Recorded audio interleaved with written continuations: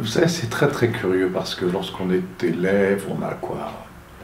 Quand on étudie le 19e siècle, généralement on a 15 ans ou 14 ans et demi, un truc comme ça, et je pense qu'on n'est absolument pas capable d'apprécier ce que l'on étudie. Ou en tout cas, même si on l'apprécie, ce qui a été mon cas, on fait des contresens. Par exemple, moi j'adorais Bovary, et Madame Bovary, pour moi, était une héroïne. C'était une héroïne romantique, merveilleuse et tout, ce qui est quand même un contresens absolu, parce que c'est le procès de la bêtise et de la sottise, Bovary. Donc je connaissais, mais plutôt de façon assez scolaire, toute la grande bande de génies du 19e. Et puis après, bon, j'ai quand même relu Bovary, au moment où donc Arnaud Bédoué m'interroge, j'avais, je pense, relu l'Éducation sentimentale, Bovary, pas Salammbô, parce que c'est très pesant. On était en... je ne sais plus, on était il y a longtemps, hein,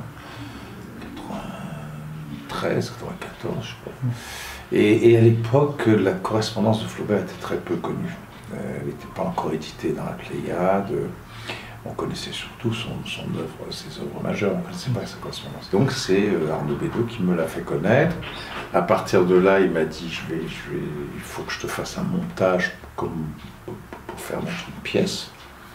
Et à partir de là est née la première version du spectacle Gustave. Ah bah là j'ai carrément eu le coup de foudre, quoi, parce que d'abord je me reconnaissais un peu dans les contradictions, dans l'excès, dans la démotivité même de cette langue, dans la suradjectivation, dans les images extrêmement colorées, extrêmement sensuelles, dans la violence, dans l'accusation aussi. Enfin bref, il y avait quelque chose d'extrêmement libre et sauvage qui me plaisait énormément dans cette écriture. On sent bien cette liberté absolue, quoi, qu'il y a dans cette œuvre. Autant son œuvre se constitue sur le retirement, sur la mise à nu, sur comment dirais-je, une phrase extrêmement pure, comme on dit maintenant, il va à l'os, quoi. Hein, il enlève tout le gras. Autant sa correspondance est brute de décoffrage, quoi. Bon, ça dépend des soirs, quoi. Ça dépend de l'humeur, ça dépend des jours. Je n'aime pas trop ça parce que voilà, c'est sacralisé à un moment, alors même que c'est l'ensemble qui est très troublant. C'est même les contradictions internes à la pièce qui sont troublantes, c'est même les moments de dépression par rapport aux moments de rage, par rapport aux moments de joie même. Non, je crois.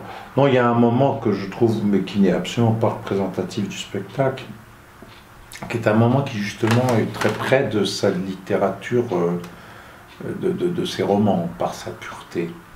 Lorsqu'il parle de sa sœur et qu'il dit « elle était belle, ma sœur, elle était là, exactement là, je l'ai veillée toute la nuit,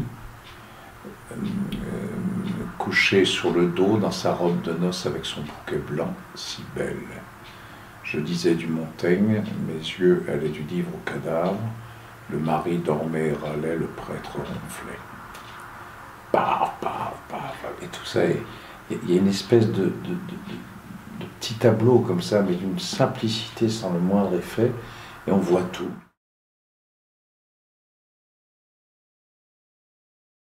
Non, il y a moi j'ai toujours la fierté secrète et intime, qui ne regarde que moi, d'entrer en scène.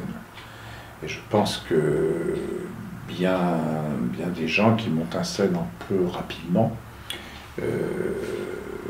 pourraient peut-être se rappeler que c'est un lieu quasiment sacré, quoi.